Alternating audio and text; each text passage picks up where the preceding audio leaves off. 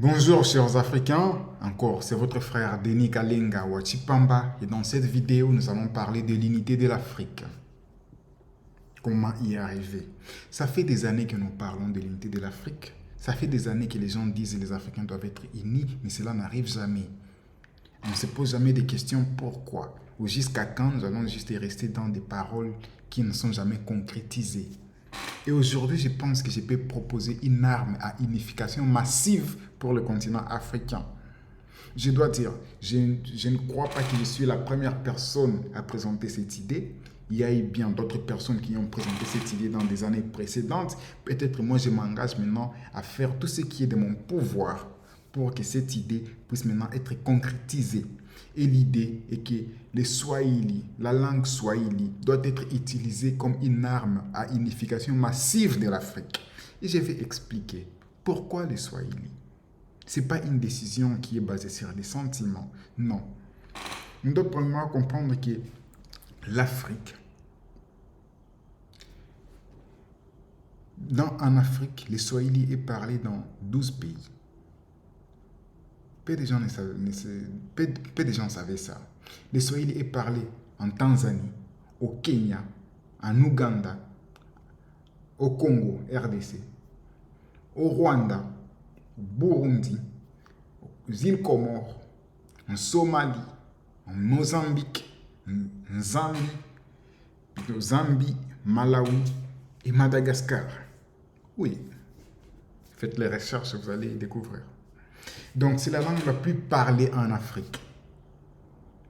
Disons, la langue africaine plus parlée en Afrique.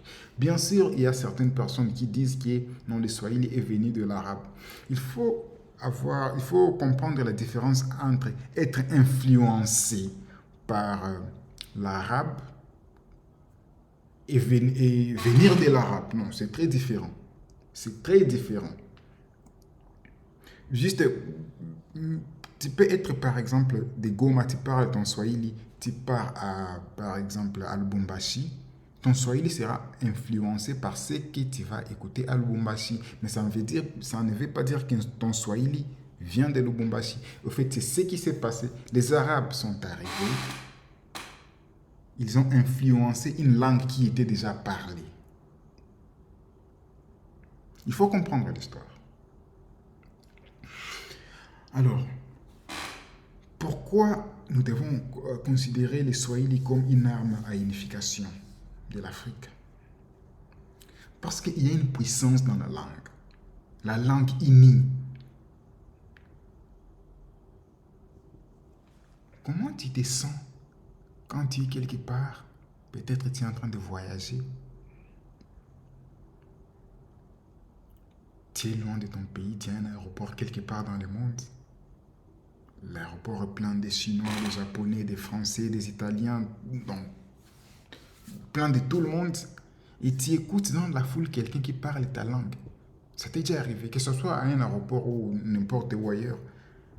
Comment tu sens? Tu te sens déjà que tu es uni à la personne. Tu as une tendance à vouloir parler à la personne, communiquer, pendant que pour toi c'est normal, donc il n'y a rien de nouveau. Mais tu sens juste que non, il y a mon sang qui est ici. Est-ce que vous comprenez cette profondeur?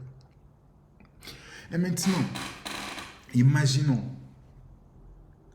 si dans 5 ans, 10 ans, où que tu sois dans ton pays, dans les pays voisins, que tu sois hors de l'Afrique, que tu sois dans tes voyages en mission, quand tu vois un noir, tu te dis automatiquement que vous pouvez communiquer.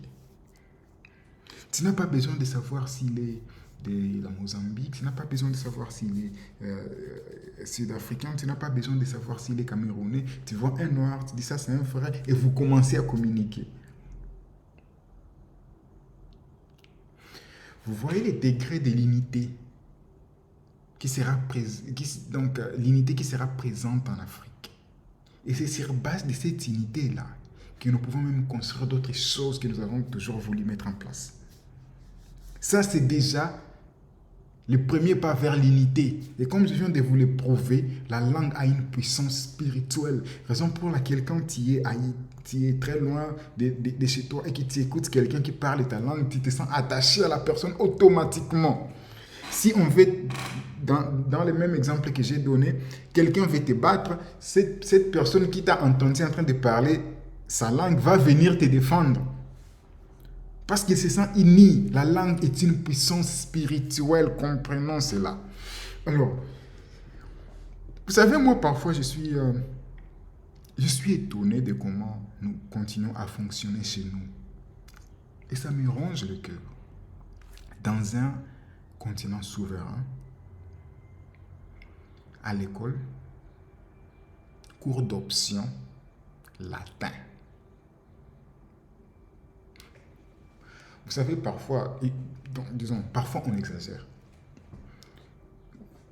Et je sais pourquoi j'ai dit latin, je ne dis pas français ou anglais. Parce que moi, je suis de ces personnes qui se disent nous devons apprendre à utiliser les armes qui sont déjà à notre disposition. Le français, l'anglais, ce sont déjà des armes qui sont à notre disposition. Ne nous débarrassons pas de ça. Parce que ça va nous permettre à créer des alliés. Mais d'abord, approprions-nous ce qui est à nous et soyons-en fiers. Comment expliquer qu'à l'école secondaire, cours d'option, latin, ça nous aide à faire quoi?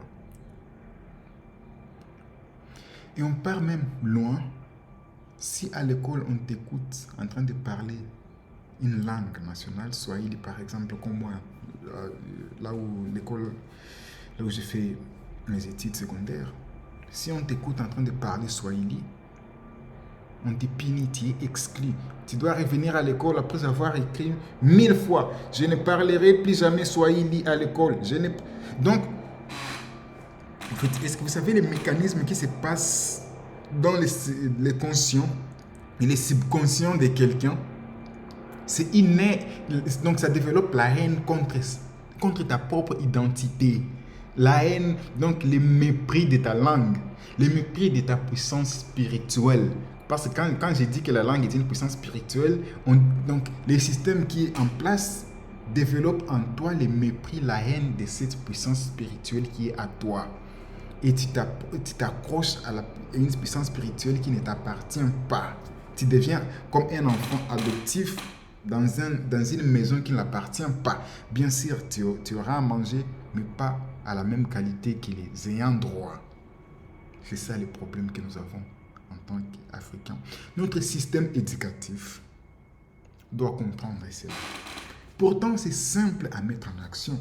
Il suffit juste que chaque pays africain se dise ok, parmi les langues principales à apprendre à l'école, mettons les Swahili. Bien sûr, avec d'autres langues internationales comme le français et l'anglais ou d'autres. Donc, à vous de choisir, à chaque pays de choisir pour être à mesure de créer des relations internationales avec d'autres peuples. Parce que moi, je ne prêche pas la haine des autres races, je ne prêche pas la haine des autres peuples. Mais premièrement, si chaque pays se disait, ok, en Afrique, nous avons déjà une langue qui est parlée dans 12 à 13 pays. Donc, nous avons déjà une langue qui est panafricaine. Et chaque enfant doit apprendre cette langue. Ça doit être un cours d'option. Pas comme on le faisait chez nous. Donc, c'est cours par formalité, 10 points. Donc, c'est un petit cours là. Donc, ça doit être un cours, donc, donner à cette langue la même valeur, la même estime qu'actuellement on donne au latin, français, anglais. Vous donnez la même valeur à la langue swahili. Vous organisez des concours de dictée. J'ai passé tout mon parcours à l'école secondaire en train de gagner des compétitions de dictée dans la ville de Goma. C'est bien, donc une compétition de dictée des français et de l'anglais dans la ville de Goma. C'est bien, mais maintenant, imaginons, si maintenant là, nous développons dans nos enfants l'amour l'estime de la langue swahili. Il y a maintenant des concours, des dictées de la langue swahili, qui écrivent bien la langue swahili, qui parlent bien la langue swahili, le swahili pur. Il y a maintenant des professeurs qui viennent des Tanzanie, des Kenya, je ne sais pas, des Mozambique, de partout pour venir apprendre aux enfants les swahili. Et que ce ne soit pas seulement au maternel ou en primaire. C'est un programme qui doit être, un programme qu'on doit donner de la valeur. Maternelle, primaire, secondaire, universitaire, en tant que cours d'option. Parce que si on le fait déjà pour l'anglais et le français, pourquoi pas pour notre langue qui nous unit?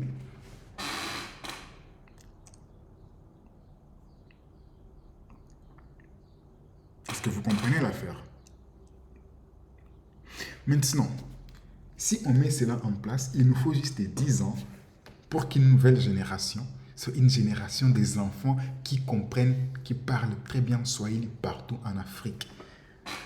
Ça va créer premièrement l'union entre tous les pays d'Afrique. Ça va aussi créer encore une union entre même l'Afrique subsaharienne et l'Afrique du Maghreb. Parce que déjà, le Swahili a une influence de l'arabe. Maintenant, là, on aura même plus difficile à se dire, lui, il n'est pas africain, lui, il est africain. Non, on a déjà quelque chose qui nous unit. Parce que eux aussi, là-bas, le Swahili sera aussi une langue officielle. Mais je tiens premièrement à féliciter l'Union africaine qui est déjà en voie de faire ça. Il y a déjà les chefs d'État qui se sont mis d'accord que le Swahili va être une langue panafricaine. Mais maintenant, moi je suis là pour faire tout ce qui est à mon pouvoir. Parler avec tous les panafricanistes pour que nous puissions pousser ces projets, que ça ne reste juste pas des papiers qui ont été signés. Parce que la première personne à avoir évoqué ceci était Julius Nyerere en 1960. Depuis 1960 jusqu'à aujourd'hui, c'est juste quelque chose qu'on parle donc, théoriquement. Il y a des ans, l'Union africaine a approuvé. N'attendons pas encore 50 ans pour que ces projets puissent être mis en action. Nous avons tout ce qu'il faut pour commencer ces projets et les concrétiser maintenant. Les bienfaits de ça sera quoi?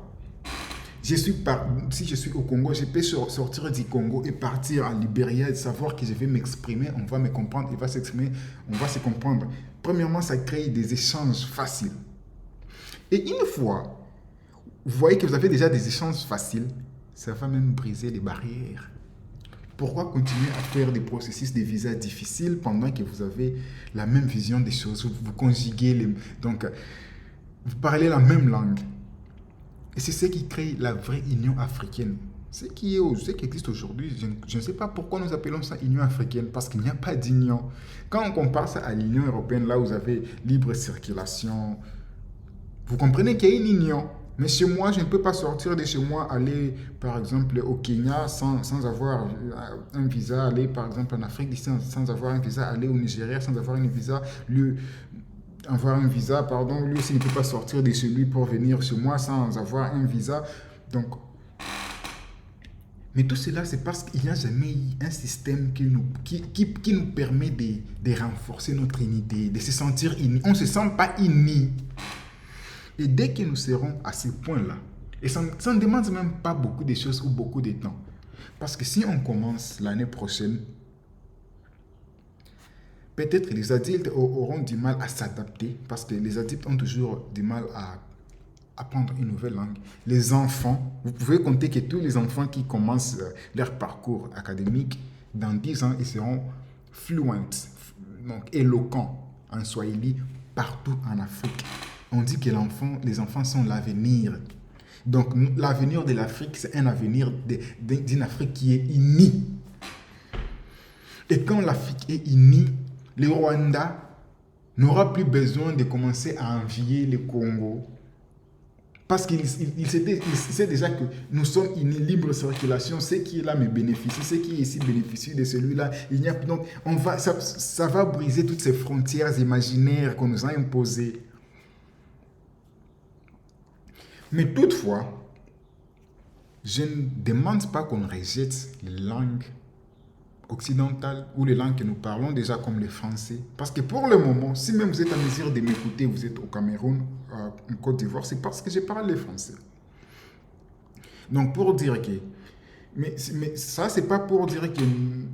Non, en fait, c'est quelque chose qui nous a été présenté peut-être pour nous assujettir, mais maintenant nous commençons à l'utiliser pour notre force, pour communiquer de comment maintenant créer quelque chose qui est propre à nous, qui va nous unir encore plus que ça.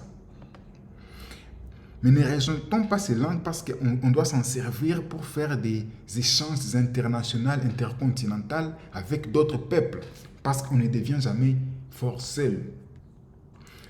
Et j'aime toujours dire, comme le disait un grand homme que je respecte beaucoup, Kalala Omotunde, c'est pas l'union qui fait la force, c'est l'union des forts qui fait la force. Sinon, si vous êtes faible et que vous mettez 10 faibles, vous devenez juste un groupe de 10 faibles. C'est l'union des forts qui fait la force. Et l'union des forts, c'est créé par des alliés. Je ne prêche pas la haine des autres races, des autres peuples, mais plutôt ayons d'abord la fierté, l'unité nous-mêmes, pour maintenant que cette unité puisse aller et communiquer avec une autre unité qui est ailleurs. Et déjà, je crois que l'ère est maintenant arrivée, là où vous êtes en train de voir les Africains commencer à remettre en question des choses, commencer à vouloir s'approprier leur identité. Et je crois que c'est un signe divin. Parce que comme nous savons tous, l'ère du poisson est passée, nous sommes à l'ère du Verseau. Là où c'est une ère des énergies hautes.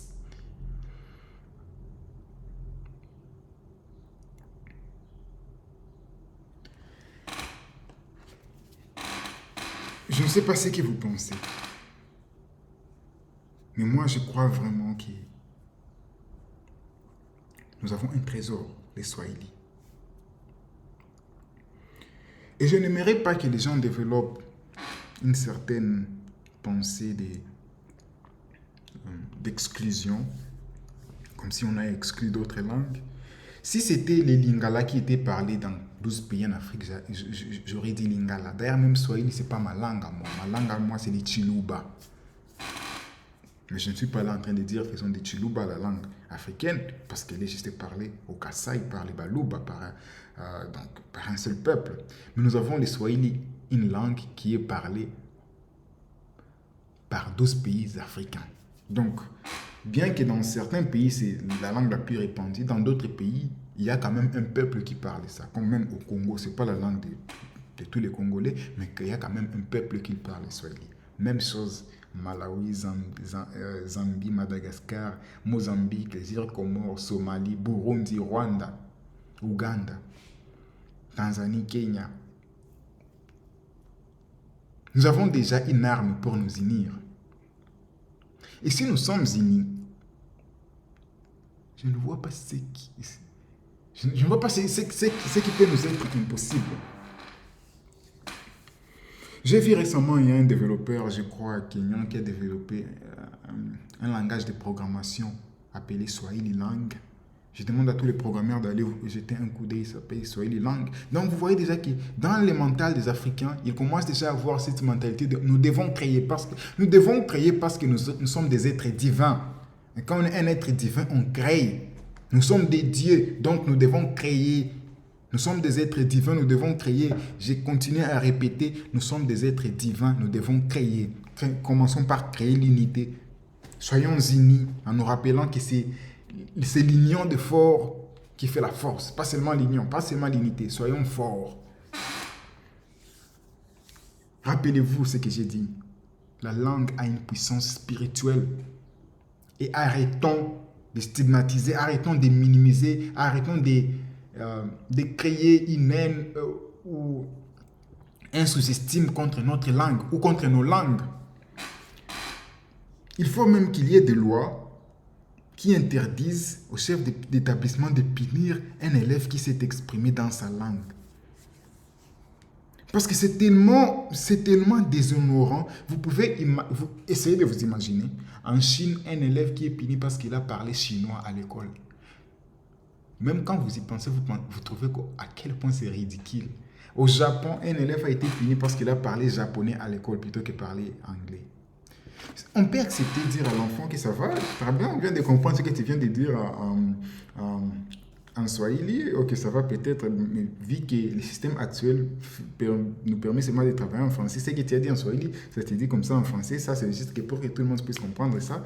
Mais pas aller jusqu'à punir quelqu'un tant qu'il vient de commettre un crime, de parler sa langue. Mais ça c'est quoi? Ça c'est... Oh. J'ai été puni plusieurs fois pour cette faute-là à l'école. Je sais de quoi je parle. Et on te dit, va écrire 1000 fois, je ne parlerai plus Swahili. Donc, je me suis rendu compte que chez nous en Afrique, on s'en fout de comprendre comment la psychologie marche. Mais quand tu es en train de faire ça à l'enfant, dans son conscient et son subconscient, il est en train de regarder les Swahili comme, donc, je ne sais pas comment je peux dire, saleté, quelque chose à mépriser. Et pourtant, c'est son identité, c'est lui. Il doit apprendre le français, parler très bien français, anglais, des concours en anglais, en français. Si même c'était que quand il parle maintenant, là, sur le français, on va dire, waouh, tu sais parler français, waouh, non, on te respecte pas, c'est pas... Non, on les dénigre, on les néglige, parce qu'ils se montrent collants. Donc, tu es en train d'être collé à ce qui ne t'appartient pas, tu es complexé. Mais quand tu arrives chez eux, tu parles ta langue, ils sont impressionnés, waouh. Ils veulent même apprendre, waouh, ça signifie quoi? Et puis, en même temps, tu les expliques en français. Tu vois? Tu parles ta langue, tu t'exprimes avec fierté dans ta langue, ils sont impressionnés. Puis, vu que tu dois les apprendre, tu dois apprendre. Tu les expliques maintenant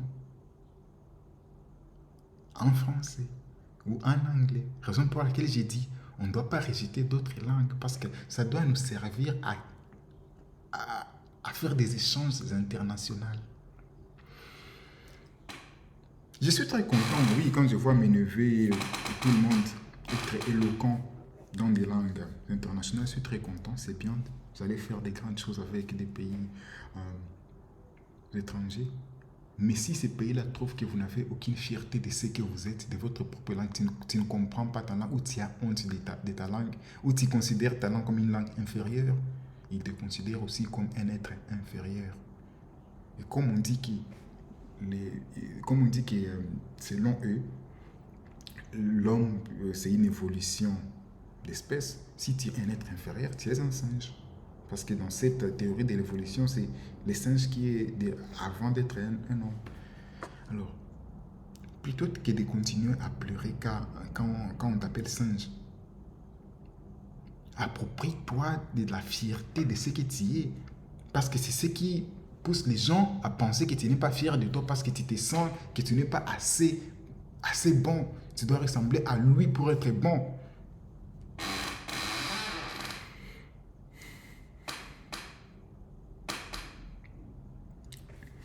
Pour finir, je veux parler de l'origine de la langue swahili.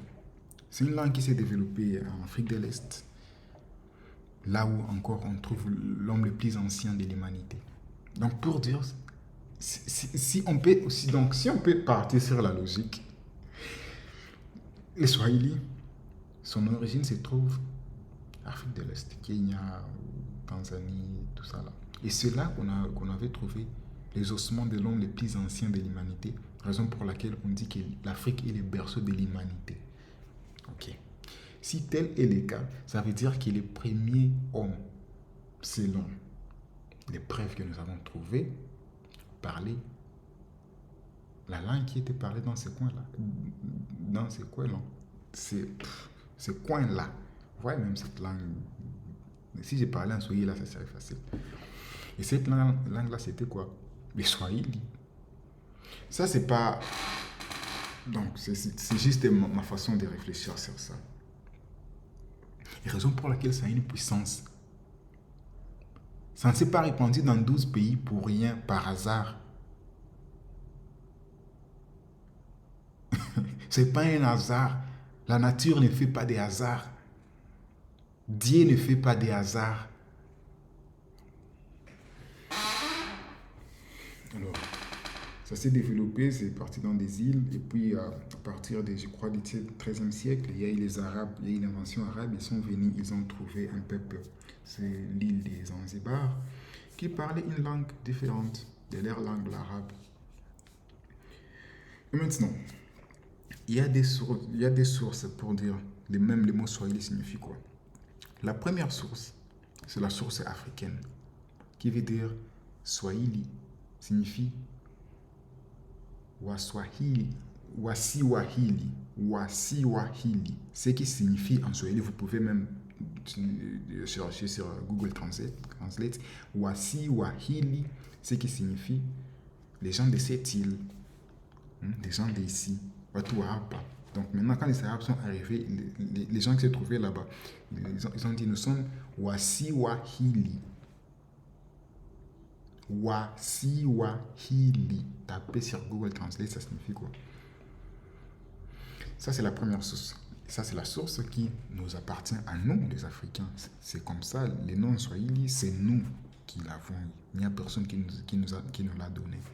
La deuxième source, c'est la source qui dit que sinon, ce sont les Arabes qui ont donné ces noms-là.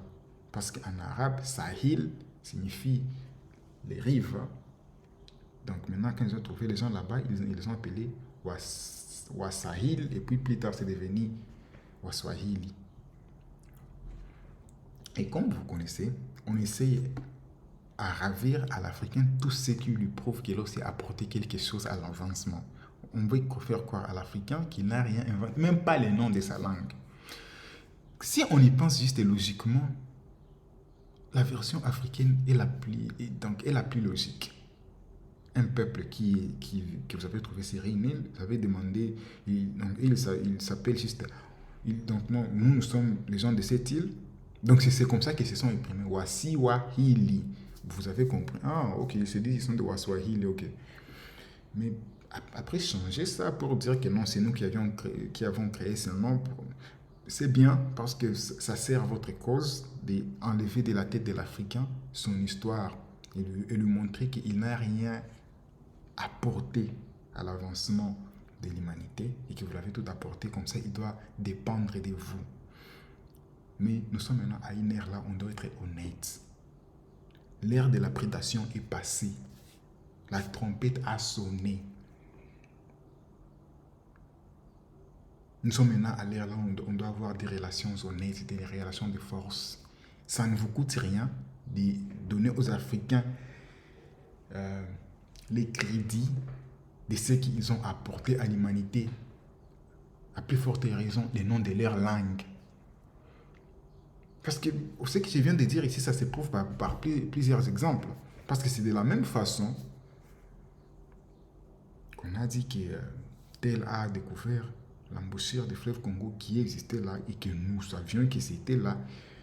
Mais dans la tête d'un enfant aujourd'hui, quand tu lui dis fleuve Congo, dans son subconscient, l'embouchure Diego Cao. Donc tu vois qu'on sort de l'Africain, la fierté de ce qu'il a. Quand on trouve quelque chose de précieux chez l'Africain, on essaie de lui faire comprendre qu'il n'a rien à voir avec ça. Arrachons notre patrimoine culturel. Moi, je suis toujours incompris.